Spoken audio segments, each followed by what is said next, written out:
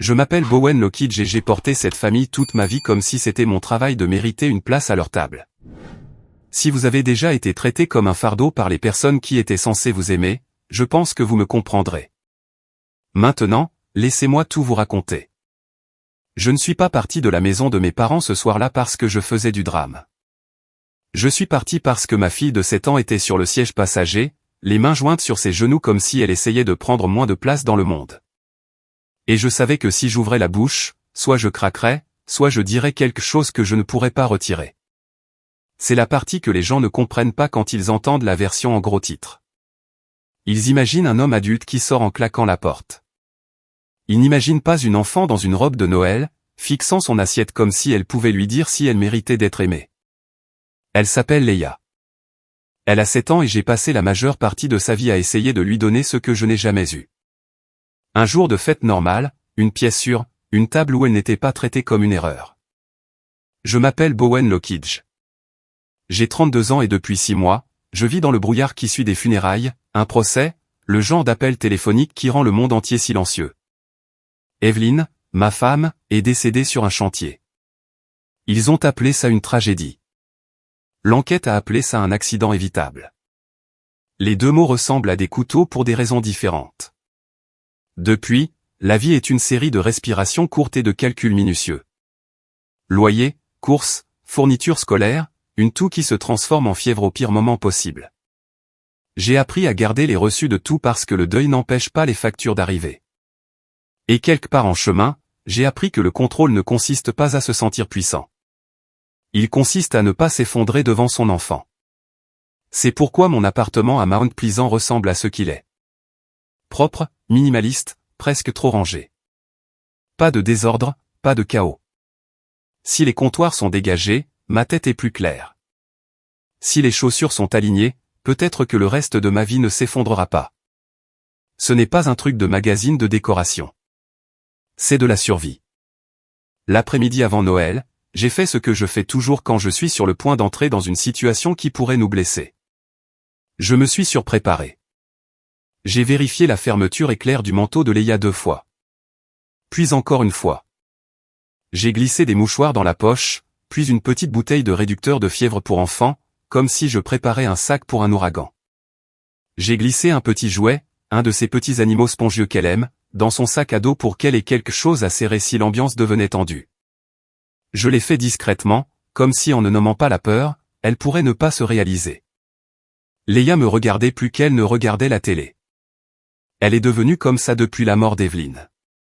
Les adultes pensent que les enfants ne remarquent pas les grandes choses parce qu'ils sont petits.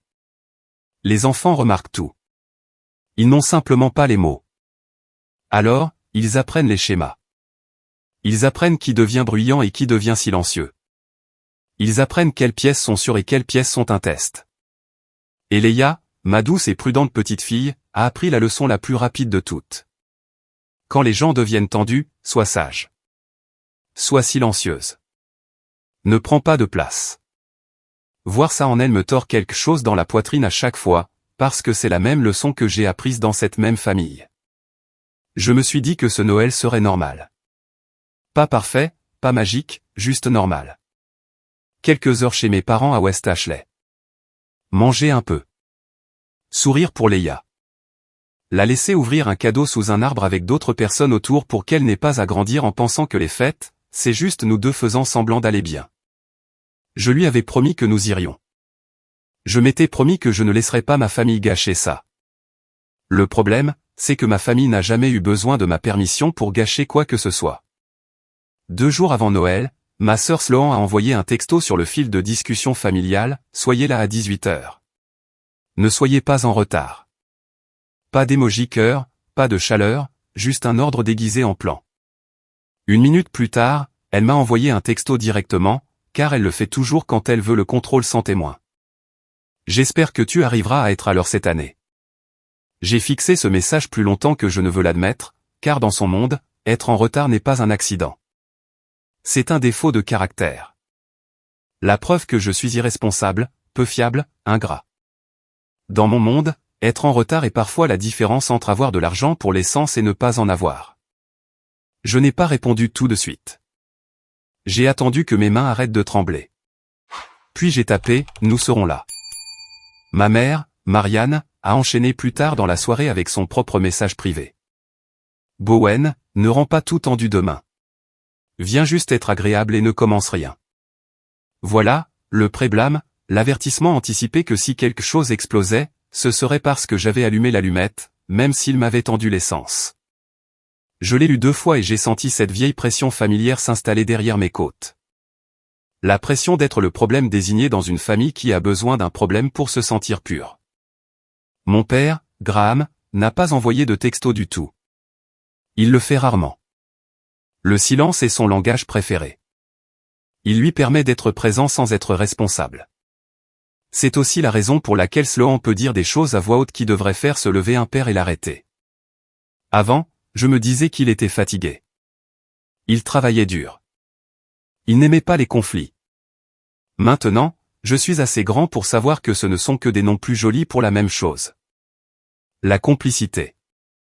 La partie que je n'ai dite à personne, parce que je ne me faisais pas confiance pour le dire sans que ma voix change, c'est que je n'entrais pas dans cette maison les mains vides.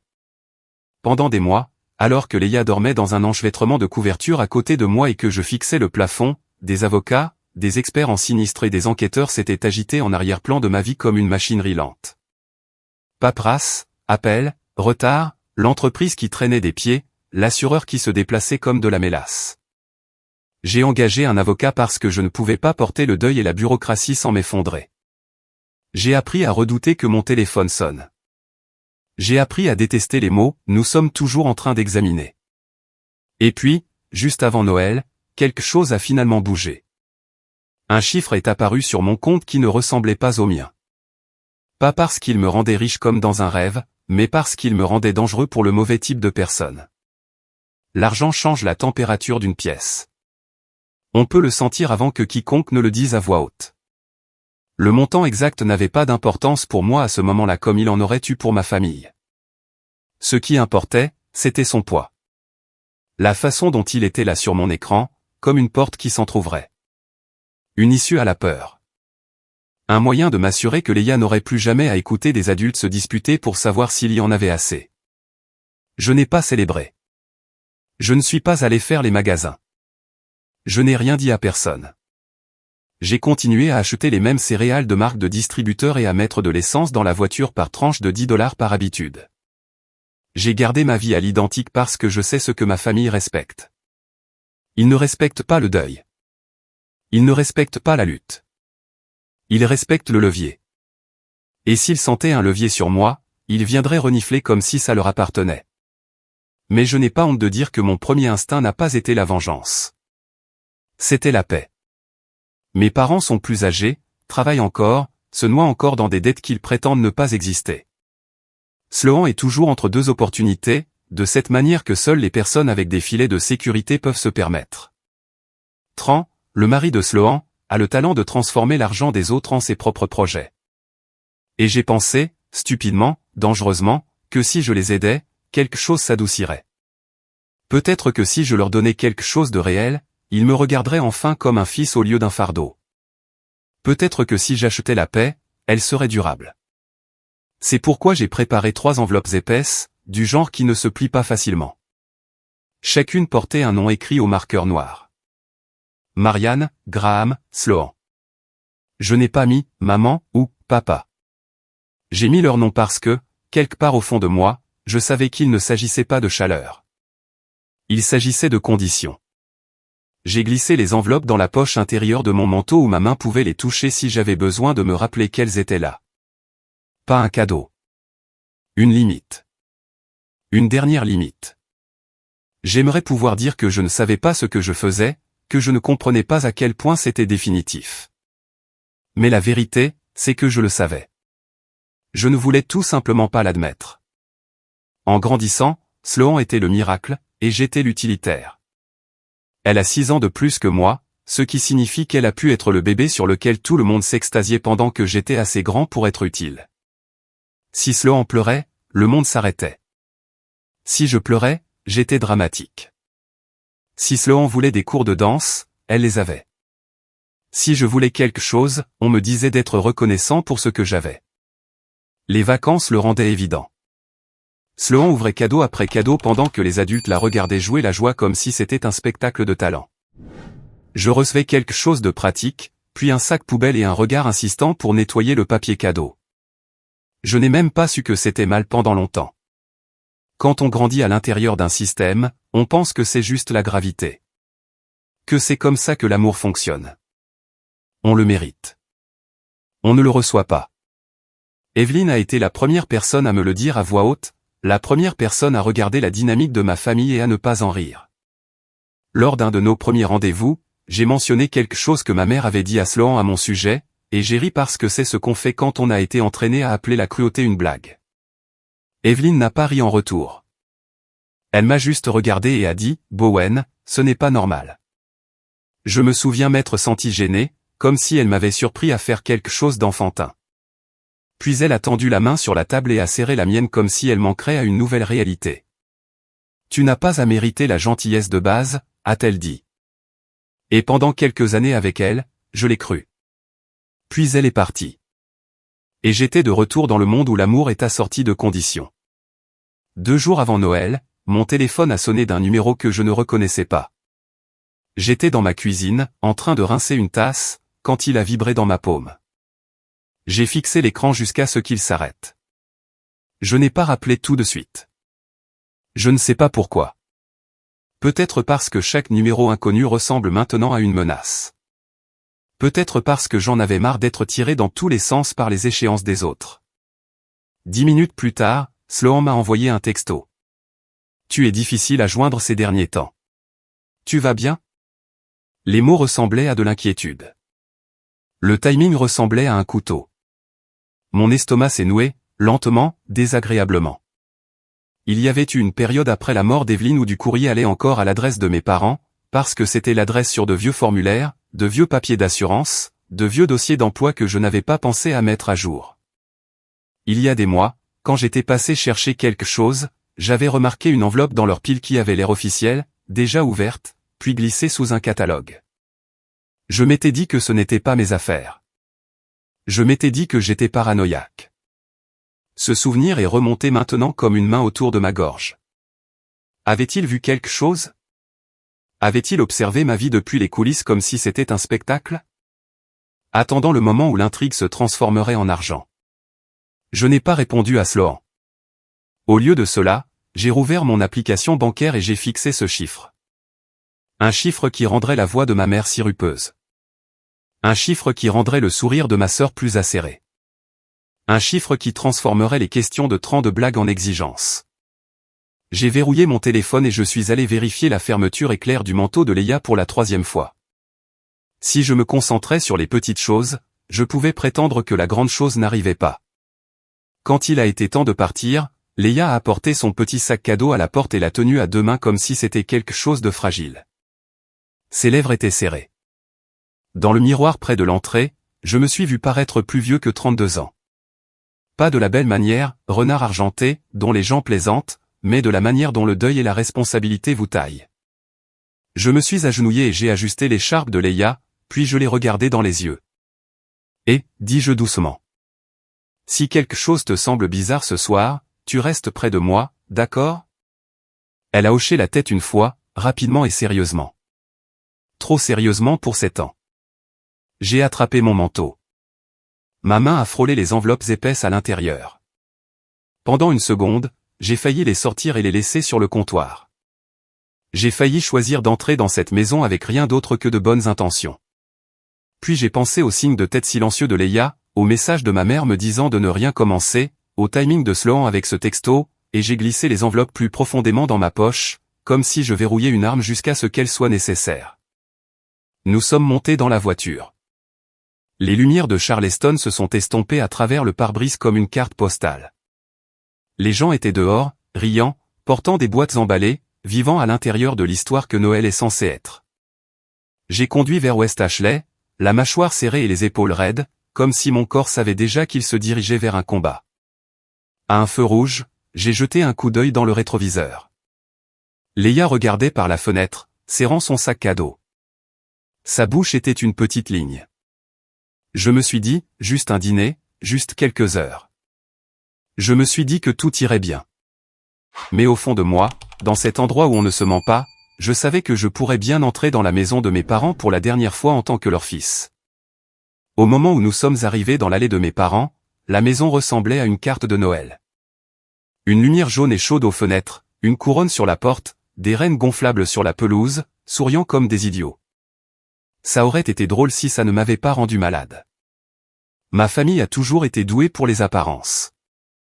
Ils savent comment rendre les choses saines vues de la rue. C'est à l'intérieur que vivent les règles. C'est à l'intérieur qu'on apprend qui compte. Dès que nous avons franchi la porte d'entrée, la hiérarchie nous a frappés comme une odeur. La voix de Marianne est montée d'une octave, comme elle le fait quand elle veut être entendue de tous. Mes bébés, a-t-elle chanté. Et elle ne parlait pas de la mienne. Elle parlait des enfants de Sloan, qui sautaient déjà dans le salon, déchirant les rubans, laissant une traînée de papier cadeau comme des confettis. Marianne les a enveloppés dans une étreinte qui a duré assez longtemps pour être une performance. Son rire était fort, ses mains s'affairant dans leurs cheveux comme si elle auditionnait pour le titre de grand-mère de l'année. Puis elle s'est tournée vers Leia et moi. Son sourire est resté, mais il a changé de température.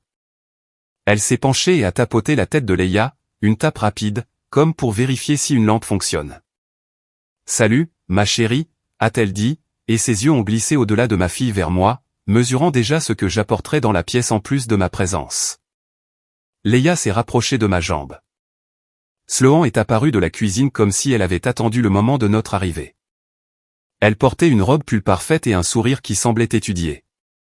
Le genre qui dit « je suis raisonnable », tandis que ses yeux disent « j'ai déjà décidé que tu as tort ». Elle m'a regardé de haut en bas, puis a regardé Leia. « Oh », a-t-elle dit, la voix légère. Mignon. Très simple. C'était le même mot qu'elle utilise toujours quand elle veut vous faire sentir petit sans paraître cruel.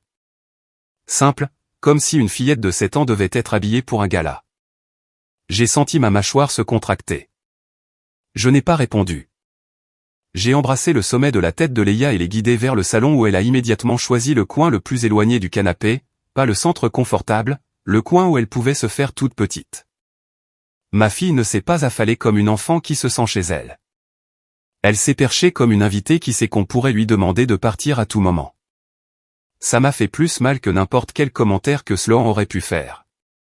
Tran est entré derrière Sloan, tenant un verre comme s'il avait déjà commencé à se détendre dans une maison qui n'était pas la sienne.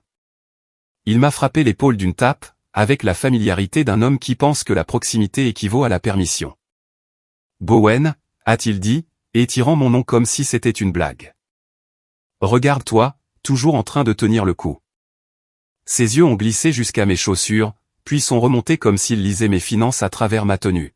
« Les temps sont toujours durs », a-t-il demandé, et il l'a dit avec le même ton que les gens utilisent quand ils demandent si vous êtes toujours dans cette phase où vous ne pouvez pas vous permettre d'être intéressant. Il a gloussé comme s'il avait été malin.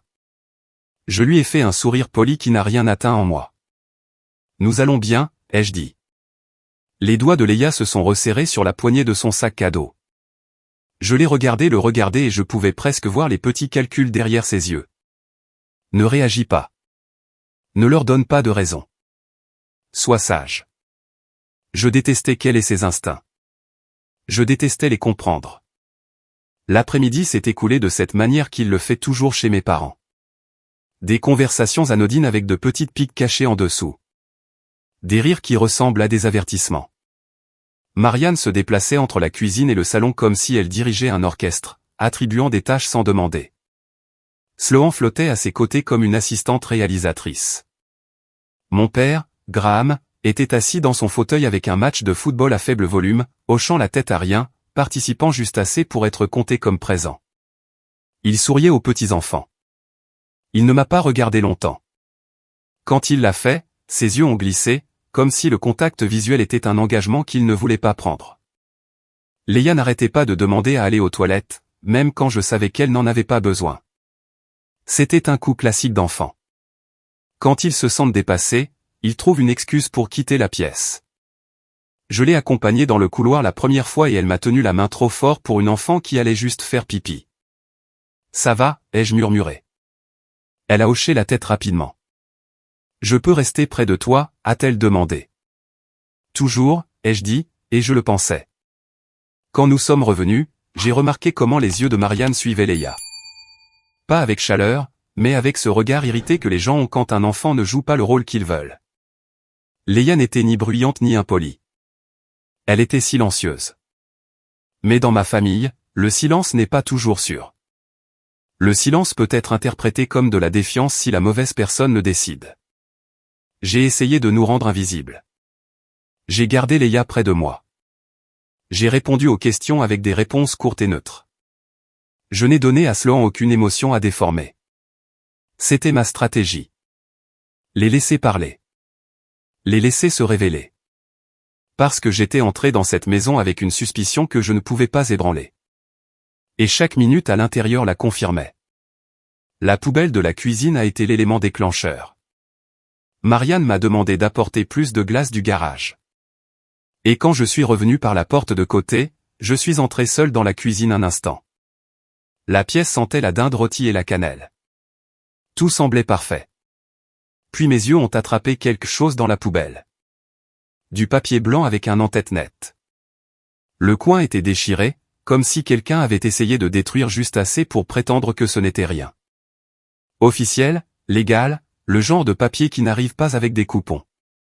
Je l'ai fixé jusqu'à ce que mon estomac se glace. Mon premier instinct a été de prétendre que je n'avais rien vu, parce que confronter Marianne, c'est comme frapper du brouillard. Elle aura l'air blessée, puis offensée, puis elle fera en sorte que ce soit de ma faute si j'ai remarqué. Mais mes mains ont bougé avant que je puisse les arrêter. J'ai tiré le sac poubelle juste assez pour en sortir le papier. La première ligne portait le nom d'un cabinet d'avocat. Pas exactement l'entête de mon avocat, mais assez proche en style pour que mon pouce accélère. Il y avait un numéro de référence, le genre qui apparaît quand quelqu'un suit une réclamation. Le coin était déchiré juste là où mon nom aurait dû être. Je suis resté là, le tenant comme une preuve sur une scène de crime. Marianne est entrée derrière moi, portant un plat, et l'air a changé immédiatement.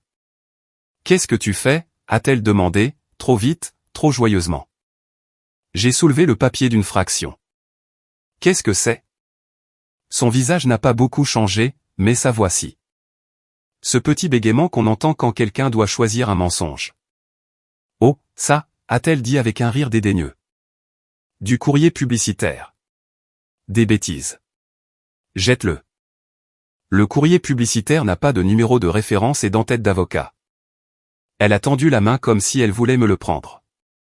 Je ne l'ai pas laissé faire. Comment est-ce arrivé ici, ai-je demandé, gardant ma voix basse. Bowen, a-t-elle prévenu. Et voilà. Le ton qui signifie, arrête de poser des questions. Ne fais pas ça. Pas aujourd'hui. Pas aujourd'hui. Ce qui signifie qu'elle savait exactement ce que c'était. Ce qui signifie qu'elle savait que c'était important. Ce qui signifie qu'elle avait géré mon courrier comme s'il lui appartenait. Mon cœur battait fort dans mes oreilles. J'ai plié le papier et l'ai glissé dans ma poche avec les enveloppes, et les yeux de Marianne se sont fixés sur cette poche comme si elle pouvait voir à travers le tissu. Je ne sais pas pourquoi tu fais toute une histoire pour rien, a-t-elle dit. Je l'ai regardée. J'ai failli rire.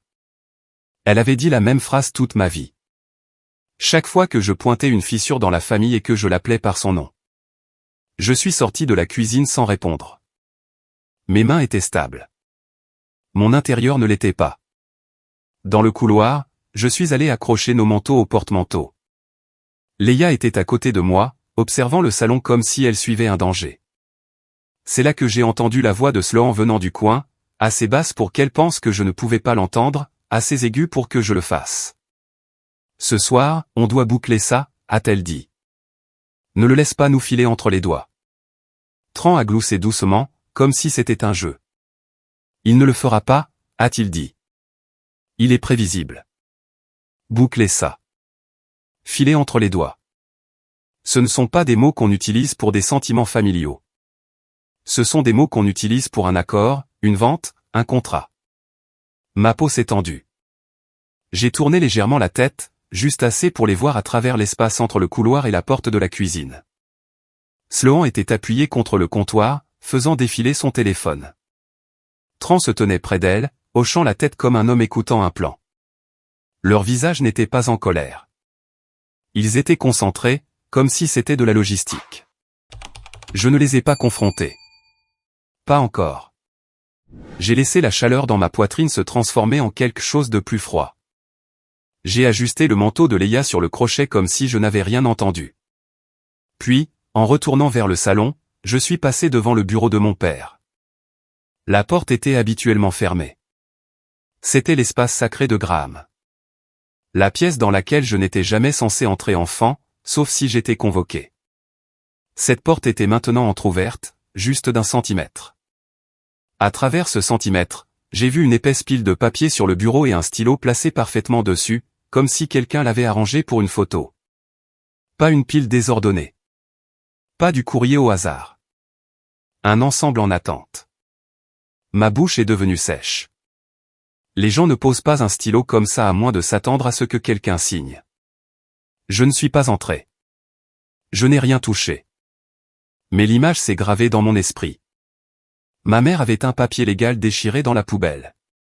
Ma sœur parlait de « boucler » l'affaire. Le bureau de mon père était mis en scène comme pour une cérémonie de signature. Et j'étais entré dans cette maison en pensant que je pouvais offrir à ma fille un Noël normal. J'ai senti le vieil instinct de me conformer monter en moi, ce réflexe d'arrondir les angles, de garder la paix. Puis j'ai regardé Leia debout dans le couloir, les épaules légèrement voûtées comme si elle essayait de disparaître. Ce réflexe est mort. J'ai ajusté ma stratégie en temps réel. Je n'allais pas discuter. Je n'allais pas me défendre. J'allais les laisser montrer leur jeu. J'ai glissé les 3 enveloppes épaisses plus profondément dans la poche de mon manteau pour qu'elles reposent contre mes côtes, près de mon cœur. Non pas parce qu'elles étaient sentimentales, mais parce qu'elles étaient le contrôle, le seul contrôle qu'il me restait dans cette maison. Je me suis dit, s'ils essaient de présenter ça comme des limites, je leur montrerai ce que sont de vraies limites. S'ils essaient de me faire honte, je resterai calme. S'ils essaient de me faire supplier, je ne le ferai pas, parce que ma fille regarde. Le salon s'est rempli à mesure que le soleil se couchait. Plus de nourriture est sortie. Plus de bruit. Marianne a appelé tout le monde à table comme si elle appelait des acteurs à leur marque. Sloan a pris sa place en face de moi, souriant comme si elle avait déjà gagné. Trans est assis à côté d'elle, son genou rebondissant avec une confiance agitée. Graham s'est assis en bout de table, silencieux comme toujours. Leia s'est assise près de moi, ses petites mains jointes, les yeux sur son assiette. J'ai posé ma main sur sa cuisse sous la table, une pression constante destinée à dire « Je suis là ». Elle a sursauté au début, puis s'est détendue en réalisant que c'était moi. Sloan a levé son verre et a ri à quelque chose qu'un de ses enfants a dit, et pendant une seconde, la scène a presque semblé normale, presque. Puis elle a posé sa fourchette doucement, comme si elle posait un marteau sur un banc. Sa voix était calme. Trop calme. Avant de manger, a-t-elle dit, il y a quelques affaires de famille sur lesquelles nous devons nous mettre d'accord. La jambe de Leia a tremblé sous ma main. Je l'ai sentie à travers ses collants, comme un pouls. J'ai gardé un visage neutre. J'ai inspiré lentement. J'ai pensé au stylo mis en scène dans le bureau de Graham. J'ai pensé à l'entête déchirée dans la poubelle de Marianne. J'ai pensé aux mots de Sloan. Bouclez ça. Ne le laisse pas nous filer entre les doigts. Et j'ai su que le vrai dîner n'avait même pas encore commencé. La voix de Sloan est tombée sur la table comme un couvercle qui se referme. Avant de manger, a-t-elle dit, il y a quelques affaires de famille sur lesquelles nous devons nous mettre d'accord. La dinde trônait au centre comme un accessoire, dorée et brillante, de la vapeur s'élevant encore. La belle vaisselle de Marianne était alignée comme si nous allions vivre un moment à la Norman Rockwell. Mais rien dans cette pièce ne semblait chaleureux. Tout semblait mis en scène. Sloan était assise juste en face de moi. Posture parfaite, mains jointes, l'image de l'autorité calme. Marianne s'est placée à côté d'elle comme un témoin fidèle. Graham occupait le bout de la table avec le regard distant d'un homme qui préférerait négocier avec de la purée de pommes de terre plutôt qu'avec ses propres enfants. Tran était adossé à sa chaise, les membres détendus et confiants, un sourire se formant déjà comme s'il sentait un spectacle arriver. Leia était assise à ma droite, si petite à cette longue table que ça semblait déplacé, comme si on avait mis une chaise d'enfant dans une pièce construite pour que les adultes dominent. J'ai gardé ma main posée sur sa cuisse sous la table. Une pression constante, un point d'ancrage. Je n'ai pas regardé Sloan en premier. J'ai regardé ma fille. Ses yeux étaient baissés, pas un regard endormi, un regard d'évasion. Elle avait commencé à trier les petits pois en une ligne minuscule, puis à casser la ligne et à recommencer, ses petits doigts bougeant avec une précision minutieuse, comptant sans compter à voix haute. Un problème de maths silencieux pour empêcher son esprit d'entendre ce que son cœur craignait déjà. Marianne a commencé avec la lame douce. Bowen, a-t-elle dit, traînant mon nom à travers un sourire. Tu as l'air fatigué. La façon dont elle l'a dit faisait de la fatigue un échec moral, comme si j'avais choisi le deuil pour attirer l'attention. Longue journée, a gloussé Tran avant que je ne réponde. Ou longue année. Il a levé son verre et a bu une lente gorgée, les yeux sur moi comme s'il attendait que je bronche. Sloan a incliné la tête vers la robe de Leia. Mignonne, a-t-elle dit. Très simple. Simple. Encore une fois, comme si la valeur de ma fille pouvait se mesurer en paillettes. J'ai senti une chaleur monter derrière mes côtes, chaude et rapide. Le vieil réflexe de me défendre, d'expliquer, de mériter la pitié. Je l'ai ravalé. Nous allons bien. J'ai dit les deux mêmes mots que j'utilisais depuis des mois. Bien, est ce que vous dites quand vous ne pouvez pas vous permettre la vérité. Marianne a soupiré comme si je l'avais déçue en n'étant pas plus divertissant. Eh bien, a-t-elle dit, nous voulons juste que ce soir soit agréable. Agréable. Son mot préféré pour le silence, pour la conformité, pour que je ne gâche pas l'histoire qu'elle prévoyait de raconter plus tard sur son parfait Noël en famille. La fourchette de Sloan a cliqué contre son assiette, un petit son qui a quand même réussi à faire taire la pièce. Ne tournons pas autour du pot, a-t-elle dit. Ça a été beaucoup. Elle a fait une pause, puis a ajouté, et maman et papa sont d'accord. Elle ne les a pas regardés en le disant. Elle n'en avait pas besoin. Leur soutien était implicite par leur immobilité. Graham n'a pas levé les yeux. Marianne n'a pas protesté. Tran a hoché la tête à rien, comme un homme approuvant un ordre du jour. Mon estomac s'est noué. Je connaissais ce genre de conversation. Celle où je n'ai pas le droit d'avoir des sentiments, et si j'en ai, on me traite de dramatique. Celle où les limites sont quelque chose que les autres m'imposent, pas quelque chose que j'ai le droit d'imposer en retour. Qu'est-ce que vous faites, ai-je demandé doucement, gardant ma voix basse pour le bien de Leia. Le sourire de Sloan s'est élargi d'une manière qui n'était pas de la chaleur. C'était de la certitude. Nous avons tous décidé, a-t-elle dit, qu'il est préférable que tu partes. J'ai cligné des yeux une fois, comme si mon corps achetait du temps. Partir, ai-je répété. Comme. Partir de la table, a ricané Tran. Les lèvres de Marianne ont tressailli comme si elle essayait de ne pas rire. Sloan s'est adossé et a croisé les bras. Quitte la maison, a-t-elle dit. Et ne reviens pas. Les mots étaient propres, répétés, livrés comme une réplique qu'elle avait pratiquée devant le miroir. Les doigts de Leia ont cessé de bouger. Elle a levé la tête juste assez pour me regarder, les yeux grands ouverts mais secs, comme si elle avait appris que les larmes n'aident pas dans cette pièce. Marianne est intervenue immédiatement, incapable de laisser Sloan avoir les projecteurs plus de 2 secondes. Noël est tellement mieux sans toi, a-t-elle dit, presque doucement, comme si elle parlait d'un parfum de bougie qu'elle n'aimait pas. La pièce est devenue silencieuse de cette manière épaisse et délibérée que les familles ont lorsqu'elles attendent que quelqu'un supplie. Quand elles attendent que je supplie. J'ai regardé Graham pendant une seconde. Juste une seconde. J'ai cru qu'il allait le faire. Qu'il allait s'éclaircir la gorge. Dire, attendez. Dire, ça suffit. Dire quelque chose qui ferait de lui un père au lieu d'un meuble. Il ne l'a pas fait. Il a fixé son assiette comme si la sauce était devenue fascinante. Son silence a atterri comme un tampon. Approuvé. Final. Quelque chose dans ma poitrine s'est fissuré, pas bruyamment, pas dramatiquement, silencieusement, poliment, comme on m'avait appris à me briser. J'avais 2 choix. Je pouvais faire le vieux numéro. Je pouvais plaider. Je pouvais expliquer mes finances, mon deuil, mon épuisement. Je pouvais leur rappeler qu'Evelyn était morte, que j'élevais Leia seule et que je faisais de mon mieux. Je pouvais essayer de gagner une place à une table qui m'avait toujours traité comme un invité. Ou je pouvais arrêter d'auditionner. J'ai posé ma fourchette. Le métal a touché l'assiette avec un léger cliquetis qui a semblé plus fort qu'il n'aurait dû. Je me suis tourné vers Leia et j'ai gardé ma voix calme, presque douce. Chérie, ai-je dit, peux-tu aller chercher ton manteau et ton petit sac à dos? Les sourcils de Marianne se sont levés. Sloan avait l'air satisfaite, comme si je venais de prouver qu'elle avait raison. Le sourire de Tran s'est élargi, prêt pour le spectacle. Leia n'a pas hésité.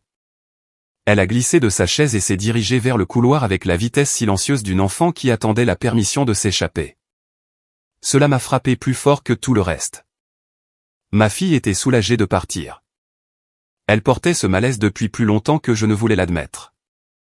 Dès qu'elle a disparu au coin du couloir, la pièce a changé comme une scène qui change de décor. Sloan a expiré comme si une tâche avait été accomplie. Bien, a-t-elle dit. Ça règle la question. Tran s'est adossé et a poussé un petit soupir satisfait. Marianne s'est tamponné la bouche avec sa serviette, l'image du sang-froid. Ne rends pas ça plus difficile que nécessaire, m'a-t-elle dit, comme si c'était moi qui causais du tort. Je les ai tous regardés, et j'ai senti mon visage faire quelque chose que je n'avais pas prévu. Il a souri, pas un sourire amical. Le genre de sourire que vous faites quand vous réalisez que vous avez essayé de gagner un jeu truqué. D'accord, ai-je dit. Les épaules de Sloan se sont détendues, la suffisance s'installant. Enfin, a-t-elle murmuré. Je me suis levé lentement, repoussant ma chaise. Les pieds ont gratté le sol et je pouvais sentir Tran me regarder comme s'il attendait une crise de colère, attendant le moment où il pourrait pointer du doigt et dire, tu vois, c'est pour ça qu'on a mis des limites. Je ne lui ai pas donné ça. Je me suis dirigé vers la porte de la cuisine et je me suis arrêté. Mon manteau était toujours sur ma chaise. La poche intérieure pressée contre mon flanc, 3 enveloppes épaisses, lourdes comme des choix. Je suis entré dans la cuisine et je suis allé directement au placard près du bout du comptoir, celui que Marianne gardait pour les plats de service et les plateaux de fête. Plus tôt, alors que tout le monde était occupé dans le salon, j'avais glissé les enveloppes derrière une pile de ces plateaux, cachés comme un secret que je n'étais pas sûr de mériter. Je m'étais dit que j'attendais le bon moment. Il s'est avéré que le bon moment était celui où ils ont dit à mon enfant qu'elle n'avait pas sa place. J'ai tendu la main et je les ai sortis. 3 morceaux de papier épais et net à l'intérieur d'enveloppes épaisses, chacun étiqueté au marqueur noir comme une pièce à conviction. Marianne. Graham. Sloan. Je les ai posés sur le comptoir en une rangée nette. De la manière dont on pose quelque chose de fragile qui peut encore couper. Sloan m'a suivi, la curiosité remplaçant la suffisance. Qu'est-ce que c'est que ça, a-t-elle demandé. Tran s'est penché derrière elle. Ce sont des cartes, a-t-il ricané. Marianne a carrément ri, un petit rire sec comme si elle ne pouvait pas s'en empêcher. Comportement ridicule, a-t-elle marmonné, puis s'est reprise comme si elle avait failli utiliser le mauvais nom pour le rôle que j'avais joué toute ma vie, celui du dramatique. Graham se tenait dans l'embrasure de la porte, enfin attentif. Si tu essaies de nous faire culpabiliser, a-t-il dit sèchement, ne le fais pas. J'ai rencontré son regard pour la première fois de la soirée. Oh, ai-je dit, toujours souriant. Ce n'est pas de la culpabilité. J'ai tapoté légèrement l'enveloppe du bout du doigt. Ce sont juste des conséquences. La mâchoire de Sloan s'est contractée. Tu crois qu'on a besoin de tes cadeaux, a-t-elle lancé. Tu crois qu'on va regretter la petite chose pathétique que tu as apportée? Tran a ri trop fort. Ouais, Bowen, a-t-il dit. Tu n'es pas exactement le Père Noël. Marianne a agité la main. C'est ridicule, a-t-elle dit. Tu prouves ce qu'on dit. Je n'ai pas discuté. Je ne me suis pas défendu. J'ai pris l'enveloppe étiquetée, Marianne, et je l'ai déchirée en 2, bien droit. Le bruit du déchirement était doux, mais dans cette cuisine, il a résonné comme un coup de feu. Le rire de Marianne est mort en plein milieu. Bowen, a-t-elle prévenu, sa voix changeant. J'ai pris l'enveloppe étiquetée, Graham, et je l'ai déchirée ensuite, lentement et proprement, comme si je lui rendais son silence sous une forme qu'il ne pouvait ignorer. Le visage de Graham s'est contracté, quelque chose comme de la panique vacillant derrière ses yeux avant qu'il ne l'écrase. Tran a arrêté de rire. Il s'est redressé un peu, comme si son cerveau avait enfin compris. Sloan s'est approché, les yeux fixés sur les bords déchirés. Arrête ça, a-t-elle sifflé. Qu'est-ce que tu fais? Je n'ai pas répondu. J'ai pris l'enveloppe étiquetée « Sloan ». Et cette fois, je n'ai pas hésité du tout. Je l'ai déchiré d'un mouvement décisif et j'ai posé les morceaux en 3 piles nettes, une pour chacun d'eux, comme des offrandes qu'ils ne méritaient pas. Il y a eu un temps de silence où personne n'a bougé. Puis Tran a éclaté d'un rire qui sonnait forcé et faux. D'accord, a-t-il dit. C'est de la folie. La voix de Sloan est devenue tranchante. Tu es déséquilibré. C'est exactement pour ça qu'on a dit. Marianne a secoué la tête lentement, comme si elle regardait un étranger. Tu vois, a-t-elle murmuré. Tu vois à quoi on a affaire. Je me suis retourné et j'ai marché vers le couloir. Leia se tenait là, déjà dans son manteau, son minuscule sac à dos sur les épaules, ses mains jointes devant elle comme si elle était prête pour un exercice d'incendie. Elle m'a regardé avec de grands yeux, mais elle n'avait pas l'air surprise. C'est la partie qui m'a fait le plus mal. J'ai pris sa main. On s'en va, ai-je dit doucement. Nous sommes sortis par la porte d'entrée et l'air froid m'a frappé le visage assez fort pour me réveiller. En descendant les marches du porche, j'ai jeté un coup d'œil en arrière par la fenêtre sans le vouloir. Ils étaient toujours dans la cuisine, fixant le comptoir, et puis je l'ai vu. Marianne s'est penchée en avant et a ramassé un morceau déchiré, ses doigts tremblants. Graham s'est approché, la bouche légèrement ouverte. Sloan a saisi un morceau et a commencé à l'assembler comme un puzzle, frénétiquement. Leurs visages ont changé en temps réel, de suffisant à confus, de confus à pâle, de pâle à paniqué. La bouche de Marianne s'est ouverte en grand. Je ne pouvais pas l'entendre au début à travers la vitre. Puis la porte d'entrée s'est ouverte brusquement derrière nous. Bowen. La voix de Marianne s'est brisée, soudainement, crue. Des pas ont martelé le porche, rapides et maladroits. Attends, a hurlé Sloan, pieds nus sur le trottoir froid. Attends, reviens. La voix de Tran a beuglé derrière eux, comme s'ils pensaient que le volume pouvait défaire ce que le papier ne pouvait pas. Attends un peu, mec. Graham sonnait différemment, lui aussi. Pas silencieux, pas résigné. Bowen, a-t-il appelé. Arrête. Arrête-toi et parle. La main de Leia s'est resserrée dans la mienne alors que nous atteignions la voiture. J'ai ouvert la portière passager pour elle, tenant toujours sa main jusqu'à ce qu'elle soit à l'intérieur. Marianne s'est précipitée de mon côté de la voiture, les yeux hagards. S'il te plaît, a-t-elle pleuré. S'il te plaît, tu ne peux pas, Sloan s'est faufilé à côté d'elle, son souffle formant de la buée. Répare ça, a-t-elle exigé. Puis sa voix s'est brisée. Répare ça, c'est tout. Graham se tenait à quelques mètres en arrière, la poitrine haletante, paraissant plus vieux que je ne l'avais jamais vu. Tran planait derrière eux, soudainement incertain, comme un tyran qui réalise que l'enfant qui l'a bousculé a quelque chose de tranchant dans sa poche. 5 minutes plus tôt, il m'avait dit que Noël était mieux sans moi. Maintenant, il me suppliait d'annuler quelque chose qu'il ne pouvait même pas dire à voix haute. J'ai glissé dans le siège du conducteur. Leia regardait droit devant elle, pâle sous la lumière du tableau de bord. Le téléphone dans ma poche a de nouveau vibré, comme si la maison elle-même essayait de m'atteindre à travers le tissu et de me rattraper. J'ai démarré le moteur. Je n'ai pas baissé la vitre. Je ne leur ai pas fait de discours. J'ai juste reculé de l'allée et je suis parti, tandis que leur silhouette rapetissait dans le rétroviseur, les bras agités, les bouches en mouvement, le parfait Noël en famille se brisant derrière eux dans une chaude lumière jaune. L'autoroute nous a avalés rapidement. Charleston s'est effacé en arbres sombres et en lampadaires épars, la pluie commençant comme une fine brume qui étalait le monde en traînées douces. Les essuie-glaces battaient la mesure comme un métronome. Je gardais les 2 mains sur le volant et les yeux rivés sur la route, car si je regardais Leia trop longtemps, je risquais de ne pas pouvoir garder ma voix stable. Mon téléphone vibrait dans ma poche comme un insecte piégé, sans arrêt. Je n'ai pas répondu. Je ne l'ai même pas sorti. Chaque sonnerie ressemblait à un crochet. Chaque vibration ressemblait à des doigts s'agrippant à ma cheville. Je n'allais pas les laisser nous ramener dans cette maison. Pas ce soir. Jamais. Papa. La voix de Leia était douce, presque absorbée par le bourdonnement de la route. Je l'ai regardée sans trop tourner la tête. Elle était assise avec son sac à dos sur les genoux comme une armure. Son manteau était zippé jusqu'en haut. Ses petites mains étaient jointes, les jointures blanches. Oui, ma chérie, ai-je dit. Il y a eu une pause, et je pouvais l'entendre essayer de bien formuler ses mots. On va où? La question aurait dû être simple. Elle m'a frappé comme un coup de poing malgré tout, parce que je ne savais pas. La maison était à 2 heures de route en direction de Mount Pleasant. J'avais prévu de rester chez mes parents pour la nuit. C'était tout le plan.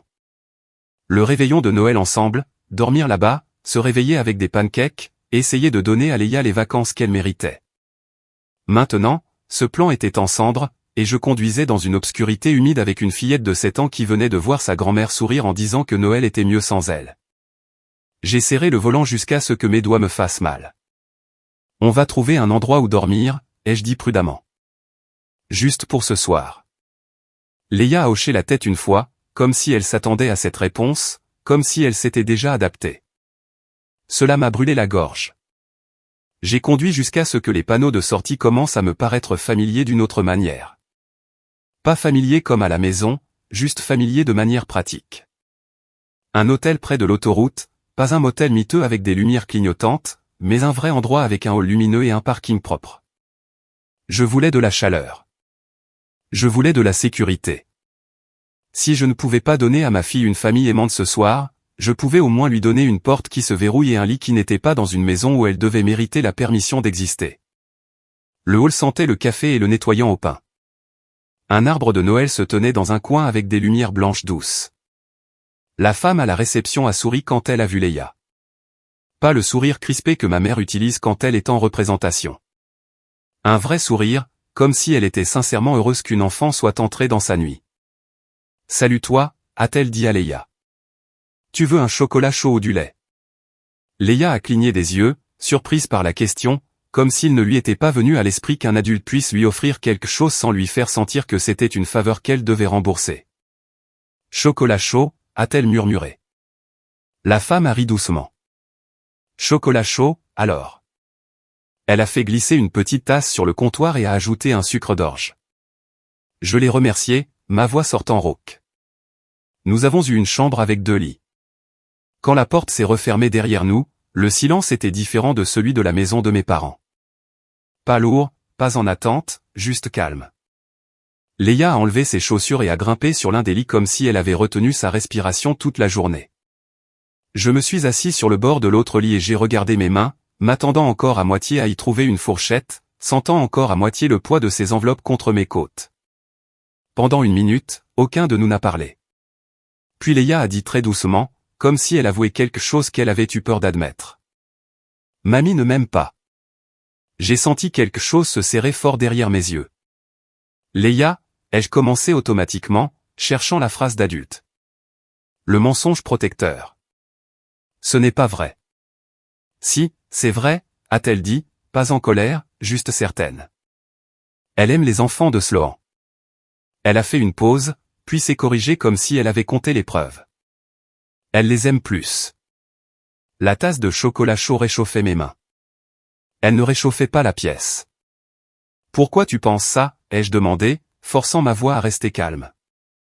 Leia a haussé une épaule. Le genre de haussement d'épaule que font les enfants quand ils ont déjà accepté l'injustice et essaient juste de la cartographier. Elle les serre dans ses bras en premier, a-t-elle dit. Elle leur donne les bons cadeaux. Elle dit leur nom avec une voix joyeuse. Elle a baissé les yeux sur la couverture, tirant sur un fil lâche. Quand elle dit mon nom, c'est comme quand on appelle le chien pour qu'il bouge. Les mots ont atterri et sont restés là, laid et vrai. J'ai eu envie de retourner là-bas et de briser chaque couronne sur cette porte d'entrée. J'ai eu envie d'entrer dans cette cuisine et de les forcer à le dire à voix haute. Oui, nous avons traité une enfant comme si elle était gênante. Au lieu de cela, j'ai pris une lente inspiration et j'ai pris la main de Leia. Ce n'est pas ta faute, ai-je dit. Tu n'as rien fait de mal. Leia m'a regardé, les yeux fixes. Je sais, a-t-elle dit. Et puis sa voix est devenue plus petite. Mais je n'aime pas ça quand même. J'ai serré sa main. Moi non plus, ai-je murmuré. J'ai essayé de lui donner quelque chose de mieux que du réconfort, quelque chose de vrai. Tu n'as jamais à faire en sorte que les gens t'aiment en étant silencieuse, lui ai-je dit. Tu n'as pas besoin d'être parfaite pour mériter l'amour. Tu peux être bruyante. Tu peux être désordonnée. Tu peux être toi. Leia m'a regardé pendant un long moment, comme si elle testait si les mots étaient réels. Puis elle a dit la phrase qui m'a brisé. Mais toi, si, a-t-elle dit. Tu le fais tout le temps. Je suis resté immobile. Parce qu'elle n'avait pas tort. Les enfants ne manquent pas les schémas. Ils les absorbent. Ils regardent qui s'excuse en premier. Ils regardent qui est blâmé. Ils regardent qui avale la douleur et l'appelle la paix. J'avais avalé la douleur toute ma vie. Je le lui avais appris sans le vouloir. Ma poitrine s'est serrée jusqu'à me faire mal. Leia, ai-je dit, et ma voix a tremblé malgré tous mes efforts. Je suis désolé. Elle a cligné des yeux, confuse. Pourquoi? Je l'ai prise dans mes bras, son petit corps chaud et léger contre le mien. Parce que je t'ai laissé voir ça, ai-je murmuré dans ses cheveux. Je t'ai laissé t'asseoir à cette table et sentir que tu devais disparaître. Ses petits bras se sont enroulés autour de mon cou, me faisant confiance. De toute façon. Cette confiance m'a anéanti. On peut regarder un film, a-t-elle demandé après un moment, sa voix étouffée contre mon épaule. La demande la plus simple du monde. Une demande d'enfant. Une demande normale. C'était comme une bouée de sauvetage. Oui, ai-je dit, essuyant mon visage avec le dos de ma main quand elle ne regardait pas. On peut regarder tout ce que tu veux. Nous avons mangé des snacks de distributeur automatique sur le lit et regardé un film de Noël où tout le monde apprend le sens de la famille. Leia a ri au passage stupide. J'ai ri aussi, mais ça sonnait creux, comme si mon corps ne se souvenait plus comment faire. Mon téléphone était posé sur la table de nuit, vibrant jusqu'à la mort. Marianne, Sloan, Tran. Les appels s'empilaient, les messages vocaux s'accumulaient. Je les ignorais tant que Leia était réveillée. Je ne voulais pas de leur voix dans cette pièce. Je ne voulais pas que leur panique se mélange au chocolat chaud et au rire de dessin animé de ma fille. Quand Leia s'est finalement endormie, étalée de côté comme une étoile de mer, je suis resté assis dans le noir avec la télé en sourdine et j'ai fixé mon téléphone jusqu'à ce que l'écran s'assombrisse. Il a de nouveau vibré.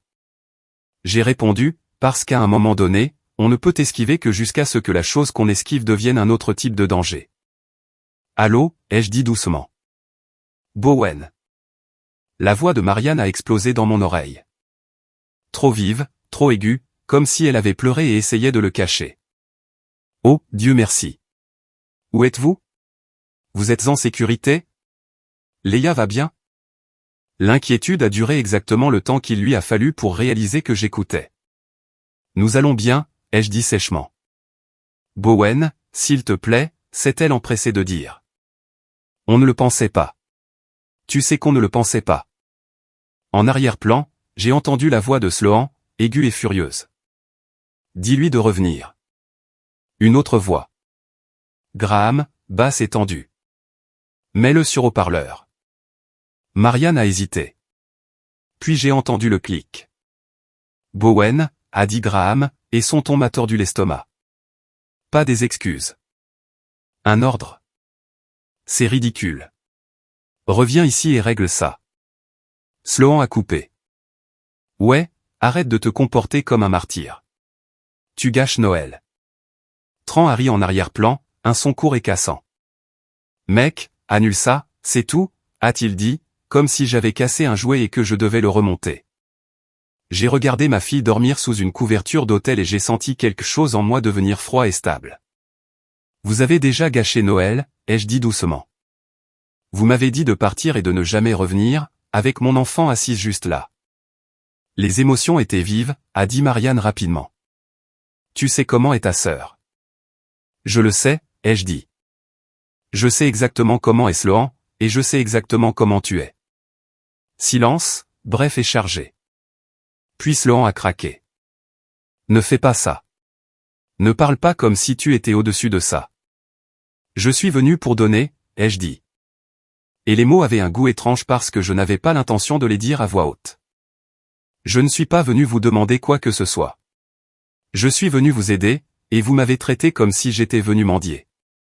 Le souffle de Sloan s'est coupé, à peine. La voix de Graham s'est élevée. Ce que tu as fait était malsain. On ne déchire pas quelque chose pour s'en aller. Tu peux le refaire. Tu peux l'écrire à nouveau, tout de suite. Voilà. Pas d'excuses. Pas de questions sur Leia. Une exigence. Refais-le. Écris-le à nouveau, tout de suite. La voix de Marianne s'est brisée. Bowen. S'il te plaît. S'il te plaît, juste. Juste répare ça. J'ai pris une lente inspiration. Non, ai-je dit. Le mot est sorti calme, presque doux, ce qui m'a même surpris. Pas ce soir. Pas après ce que vous avez dit. Bowen, a murmuré Marianne, la panique épaisse. S'il te plaît. Non, ai-je répété. Et cette fois, c'était comme une porte qui se verrouille de l'intérieur. Bonne nuit. J'ai mis fin à l'appel et j'ai posé le téléphone face contre table. Mes mains tremblaient, mais mon esprit était clair d'une manière qu'il ne l'avait pas été depuis des mois. Dehors, les voitures sifflaient sur le pavé mouillé. À l'intérieur, ma fille dormait, en sécurité.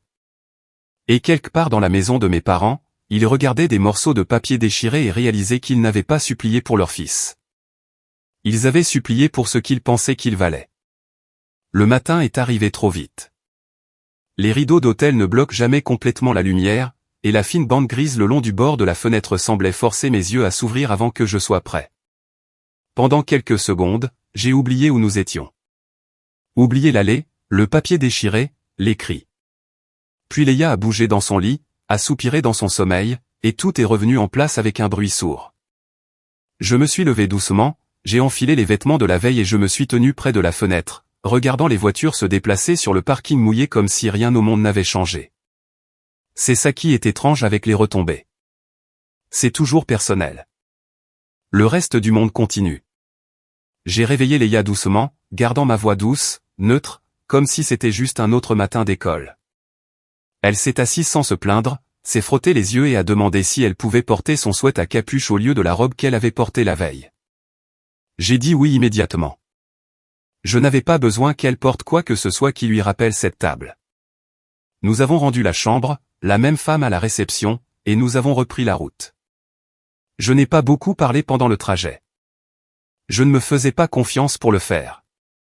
Leia fredonnait doucement avec la radio, puis est redevenue silencieuse, sa main posée sur la poignée de la portière comme si elle avait besoin de savoir où se trouvait la sortie. Quand nous nous sommes arrêtés devant son école, tout semblait douloureusement normal, des parents en doudoune, des enfants avec des sacs à dos trop grands pour eux, une bannière souhaitant à tous de joyeuses fêtes. Leia a traîné plus longtemps que d'habitude avant de sortir de la voiture. Elle s'est penchée et m'a serré fort autour du cou. « Tu seras là » a-t-elle dit. Pas une question, une affirmation qu'elle avait besoin d'entendre à voix haute. « Je serai juste là » ai-je dit. Elle a hoché la tête, puis a hésité, puis a finalement marché vers les portes sans se retourner.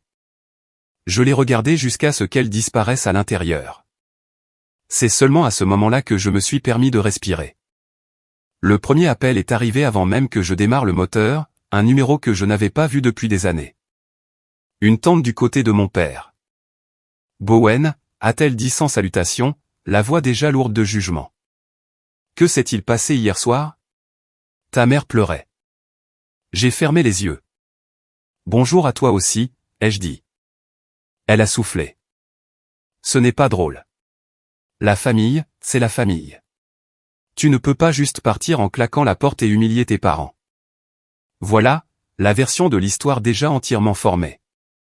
Je n'ai rien dit. Elle a rempli le silence de sa propre certitude. Tu dois t'excuser. J'ai mis fin à l'appel. Un autre a sonné immédiatement. Un cousin, puis un autre. Les messages ont commencé à s'accumuler. J'ai entendu que tu as fait pleurer ta mère. J'ai entendu que tu as pété les plombs. J'ai entendu que tu as embarrassé tout le monde. Chacun suivait le même script. Pas de questions, pas de curiosité, juste des conclusions. J'ai réalisé avec une clarté glaciale que ce n'était pas un filet de ragot. C'était une libération. Quelqu'un avait ouvert une vanne et l'histoire se déversait rapidement, déjà façonnée, déjà encadrée. Au moment où je suis retourné à Mount Pleasant, mon téléphone semblait plus lourd que mon portefeuille ne l'avait jamais été quand je comptais les dollars. J'ai laissé tomber mes clés sur le comptoir, j'ai enlevé mes chaussures et je suis resté debout dans mon appartement silencieux tandis que les vibrations continuaient. Le silence de la pièce rendait les voix plus fortes dans ma tête. J'ai vérifié à nouveau mon téléphone et j'ai vu une notification qui m'a fait mal à l'estomac. Sloan avait posté. Je ne l'ai pas ouverte tout de suite. Je suis resté là, à fixer l'écran comme s'il allait me mordre. Puis je l'ai ouverte. La photo était parfaite. Sloan debout dans le salon de mes parents, l'arbre brillant derrière elle, le bras de Tran autour de sa taille. Marianne en arrière-plan, tenant une tasse comme dans une publicité de style de vie. La légende était longue, soigneusement écrite. Elle parlait de limites, de conversations difficiles, de la difficulté d'aimer quelqu'un qui refuse de prendre ses responsabilités. Elle n'a pas utilisé mon nom au début. Elle a laissé les gens se pencher. Puis elle l'a fait. Bowen est arrivé hier soir en cherchant de la sympathie, a-t-elle écrit. Quand nous avons finalement fixé des limites saines, il a mal réagi et est parti en claquant la porte. Des limites saines. J'ai failli rire. Puis elle est allée à la partie qu'elle savait qui collerait. Et oui, avant que quiconque ne demande, a-t-elle écrit, Bowen a récemment reçu un très gros versement lié au décès d'Evelyn et a quand même refusé d'aider nos parents. Certaines personnes préfèrent punir leur propre famille plutôt que d'agir comme un être humain décent. J'ai senti mes mains devenir froides. Elle l'avait fait. Elle avait pris la mort de ma femme et l'avait transformée en un test moral que j'étais censé échouer. Elle avait présenté mon refus d'être contrôlé comme de la cupidité. Elle s'était assurée que quiconque lisait en viendrait à penser que j'accumulais l'argent du sang pendant que mes pauvres parents souffraient. Les commentaires affluaient déjà. Si triste. Je prie pour vos parents. La famille, c'est tout. Je me suis toujours posé des questions sur lui. Pauvre Marianne. J'ai posé le téléphone comme s'il me brûlait. Ma poitrine était serrée, comme s'il n'y avait pas assez d'air dans la pièce. Puis une autre notification a vibré. Un email de quelqu'un du travail. Rien d'accusateur, juste prudent. Et, je voulais juste prendre de tes nouvelles. J'ai entendu des choses. J'espère que tu vas bien. C'était pire que la colère. C'était de l'inquiétude mêlée de doute. L'histoire fuyait de la bulle familiale et s'infiltrait dans ma vie réelle. Je me suis assis à la table et j'ai mis ma tête dans mes mains. Pendant un moment, le vieil instinct a refait surface. Reste silencieux. N'aggrave pas les choses. Laisse passer. J'avais vécu toute ma vie de cette façon, laissant les autres me raconter en quelque chose de plus petit que ce que j'étais.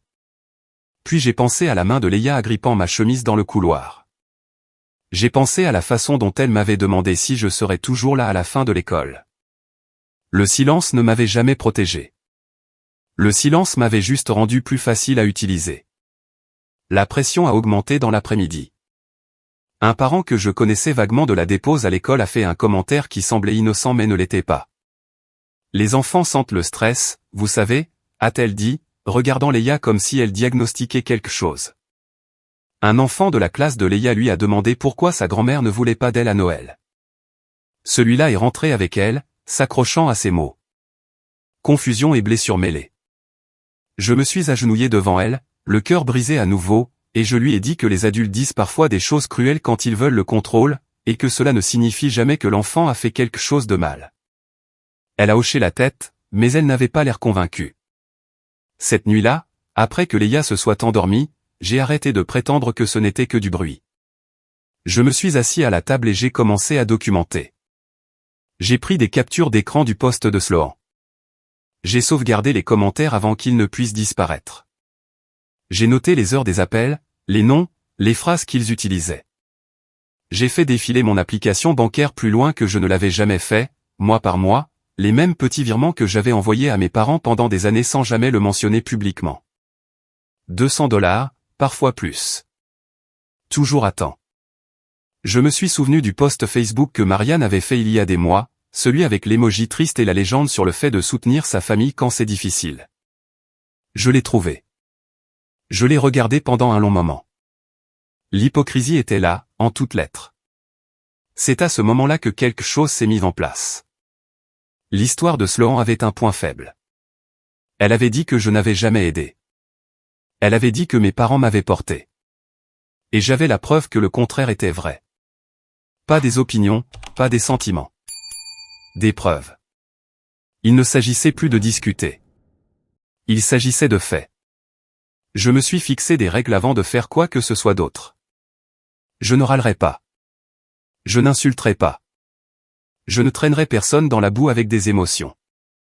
J'exposerai ce qui s'est passé, quand cela s'est passé, et je montrerai ce qui était vrai. J'ai ouvert mon application de notes et j'ai tapé le plan en phrases courtes et nettes. 3 lignes sur Noël. Une ligne sur ma fille qui a tout entendu. Une série de captures d'écran qui parlaient d'elle-même. J'ai regardé les preuves disposées proprement sur mon écran et j'ai senti le poids du choix. Une fois que j'aurais posté ça, il n'y aurait plus de retour en arrière possible. Les larmes et les gâteaux ne répareraient rien. Ils viendraient plus fort. Je le savais. J'ai pris une inspiration et j'ai fermé l'application sans poster. Pas encore. Je voulais une nuit de plus au calme avec ma fille avant que la tempête ne frappe à nouveau. Le lendemain matin, je me suis réveillé avec un étrange sentiment de calme, comme si la décision avait déjà été prise quelque part plus profondément que la pensée. J'ai préparé le déjeuner de Leia, j'ai lacé ses chaussures, je l'ai accompagnée à l'école et j'ai attendu de la voir disparaître par les portes avant de m'asseoir dans la voiture et de sortir mon téléphone. J'ai ouvert l'éditeur de publication et j'ai tapé lentement. Ce n'est pas un coup de gueule, ai-je écrit. C'est simplement la vérité. Puis j'ai énuméré ce qui s'était passé, exactement comme cela s'était passé. Le dîner de Noël. Sloan m'a dit de partir et de ne jamais revenir. Marianne a dit que Noël était mieux sans moi. Graham n'a rien dit. Ma fille de 7 ans a tout entendu. J'ai joint les captures d'écran des virements. Chacune datée, cohérente, ennuyeuse dans leur régularité. J'ai joint l'ancien poste de Marianne en dessous. J'ai ajouté une dernière ligne. Pendant des années, j'ai aidé discrètement. Je n'ai jamais posté à ce sujet. La seule fois où j'ai eu besoin d'espace pour protéger mon enfant, j'ai été dépeint comme un méchant. Je n'ai tagué personne. Je n'ai pas ajouté d'émoji. J'ai cliqué sur « Publier ». Puis j'ai verrouillé mon téléphone et je suis rentré chez moi. Ça n'a pas pris longtemps. En moins d'une heure, les commentaires sous le post de Sloan ont commencé à changer de ton. Les gens posaient des questions. Quelqu'un a écrit « Attendez, il leur envoyait de l'argent tous les mois ». Un autre a dit « Pourquoi mettriez-vous un enfant à la porte ?» Un parent que j'avais toujours respecté a commenté publiquement que ce qui s'était passé était honteux. J'ai regardé Sloan modifier sa légende, puis la modifier à nouveau, puis commencer à supprimer des commentaires par bloc. Mais les captures d'écran ne disparaissent pas une fois qu'elles se sont propagées. Mon téléphone a vibré avec des messages privés, certains d'excuses, certains stupéfaits, certains reconnaissances silencieuses qu'ils avaient cru la mauvaise histoire. Puis le ton a de nouveau changé. Sloan a posté une suite, cette fois plus courte, plus sèche. Elle a insinué que je n'étais pas stable, que le deuil m'avait changé, que j'avais peut-être besoin d'aide. C'était assez subtil pour paraître inquiet, mais assez pointu pour semer le doute. J'ai senti une lueur de peur familière. Ce genre de suggestion peut tout vous coûter si elle colle. Je n'ai pas répondu publiquement. Je n'en avais pas besoin. Mon téléphone s'est allumé avec des messages que je n'attendais pas. Des gens me disant d'être prudent. Des gens me disant de tout sauvegarder. Puis sont venus les textos privés de ma famille. Marianne en premier. Bowen, qu'est-ce que tu veux? Dis-le nous et on pourra arranger ça. Arranger. Toujours ce mot. Graham a suivi. Ça a assez duré. Retire ça et on parlera. Puis Sloan. On n'a pas besoin de faire ça publiquement. On peut trouver un moyen de diviser les choses si tu arrêtes. Voilà, nuée indéniable. J'ai pris des captures d'écran de chaque message, notant l'heure, l'ordre, le passage de l'indignation à la négociation. J'ai transféré des copies à une adresse email que j'avais créée juste pour ça. Je n'étais pas paranoïaque. J'étais prudent. En fin d'après-midi, je pensais que le pire était contenu aux écrans. Puis la sonnette a retenti. J'ai figé. Leia était sur le sol du salon, en train de colorier, fredonnant doucement. Le son a traversé l'appartement comme une lame. Je me suis dirigé vers la porte et j'ai regardé par le judas. Marianne se tenait là, tenant un gâteau sous un dôme en plastique. Graham à côté d'elle, les mains dans les poches de son manteau. Sloan légèrement derrière eux. Tran planant comme un renfort. Marianne a souri trop largement quand elle a vu la lumière de la caméra. On veut juste parler, a-t-elle appelé. On a apporté quelque chose pour Leia. J'ai senti ma mâchoire se contracter. Je n'ai pas ouvert la porte.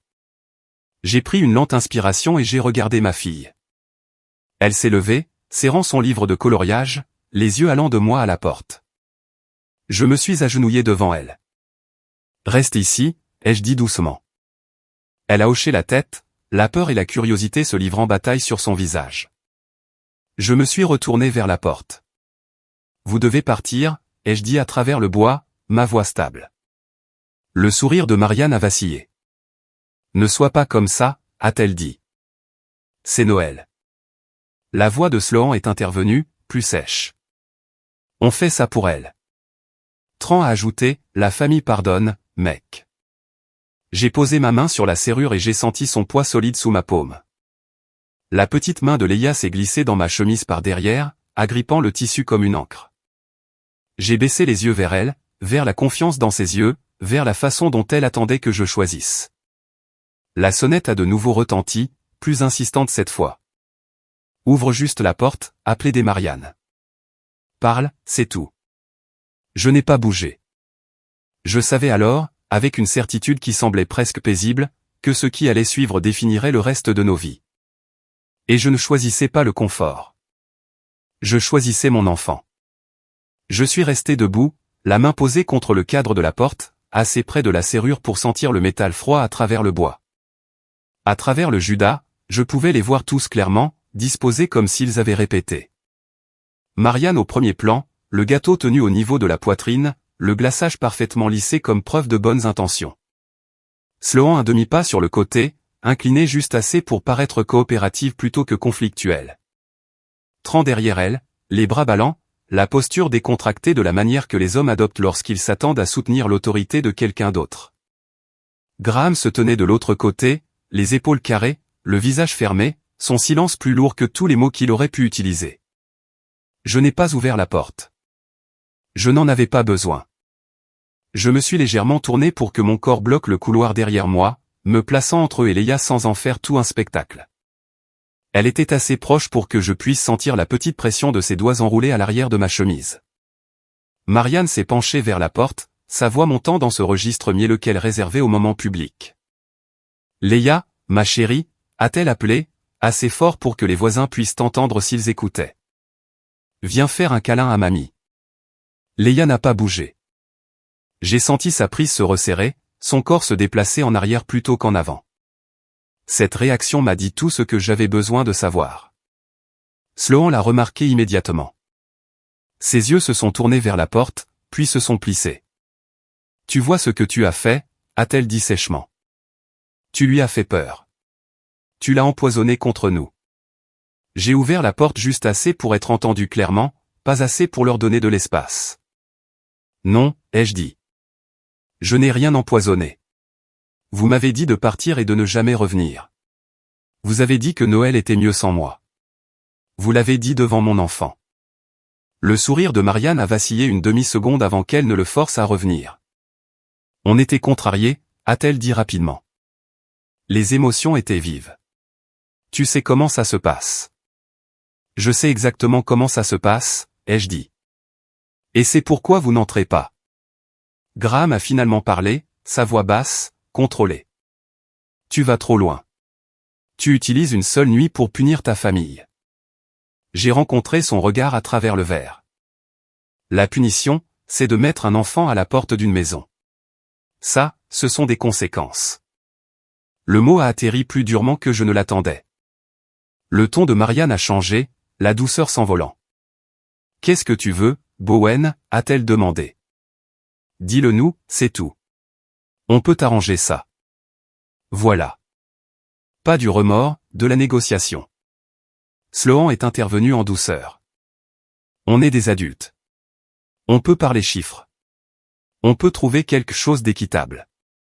Tran a hoché la tête, ajoutant, la famille fait des sacrifices les uns pour les autres. Ne brûle pas tout par orgueil. Graham a expiré brusquement. Tu as une idée de ce que ça nous fait, a-t-il dit. Tu sais combien de dégâts tu causes? Je n'ai pas répondu tout de suite. J'ai baissé les yeux et j'ai senti le front de Leia presser légèrement contre mon dos, son souffle chaud à travers ma chemise. Vous n'avez toujours pas demandé comment elle va, ai-je dit. La mâchoire de Graham s'est contractée. Ce n'est pas la question. Et voilà. La patience de Sloan a craqué ensuite. Tu n'es pas bien, a-t-elle dit, sa voix devenant plus froide. N'importe qui peut le voir. Tu devrais parler à quelqu'un. Ce genre de comportement n'est pas stable. Tran a déplacé son poids. Ne nous oblige pas à faire ça à la dure, a-t-il ajouté doucement. La menace était là, non dissimulée. J'ai senti mon pouls battre dans mes oreilles, mais ma voix est restée égale. Vous n'entrez pas chez moi, ai-je dit. Vous n'avez pas accès à ma fille. Tout contact à partir de maintenant se fera par écrit. Si vous revenez, je le considérerai comme du harcèlement. La caméra a enregistré tout ce temps.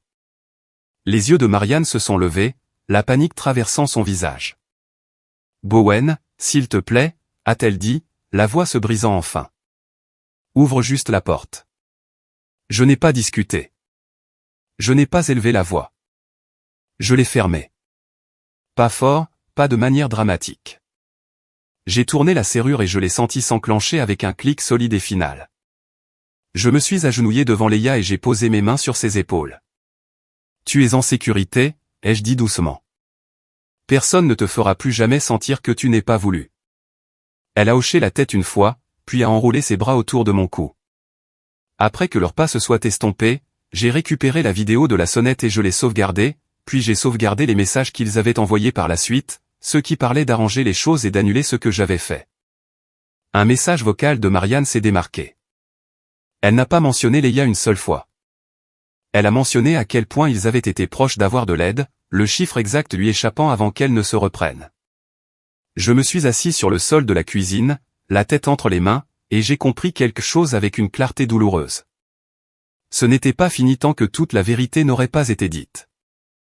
Le temps a passé par petites étapes délibérées. Les semaines se sont transformées en mois. J'ai reconstruit nos journées, morceau par morceau, comme on reconstruit après une tempête quand on ne peut pas se permettre un autre effondrement. Les matins de Leia sont redevenus prévisibles. Le petit déjeuner à la même heure, le même trajet vers l'école. La même place à table où elle pouvait voir la fenêtre. J'ai gardé mon téléphone hors de vue autant que possible. Notifications silencieuses, messages filtrés. J'ai vu la tension quitter ses épaules lentement, comme de l'air s'échappant d'un nœud serré. Elle dormait plus profondément. Elle riait sans vérifier la pièce d'abord. Elle a arrêté de demander quand nous retournerions chez ses grands-parents. Quand elle les mentionnait, c'était doucement, prudemment, comme pour tâter une ecchymose. Je ne lui ai jamais menti. Je lui ai juste dit la vérité par bribes qu'elle pouvait porter. J'ai tout organisé comme j'avais appris à le faire dans les mois qui ont suivi la mort d'Evelyn.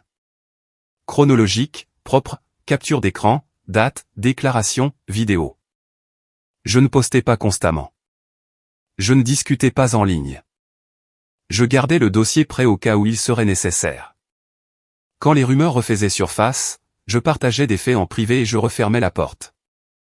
Finalement, le bruit s'est estompé. Les gens ont perdu leur intérêt quand l'histoire a cessé de changer. J'ai fait une dernière clarification publique, brève et sans fioriture. J'ai déclaré le montant de l'indemnisation clairement, sans drame, sans excuse. J'ai expliqué ce que c'était, une compensation pour une perte évitable, pas de la chance, pas une récompense. J'ai dit qu'avant Noël, j'avais prévu d'aider substantiellement mes parents, de régler leurs dettes et de stabiliser leur avenir. J'ai dit que ce plan a pris fin au moment où on a dit à ma fille qu'elle n'avait pas sa place. Je n'ai insulté personne. Je n'en avais pas besoin. La vérité a fait son propre travail.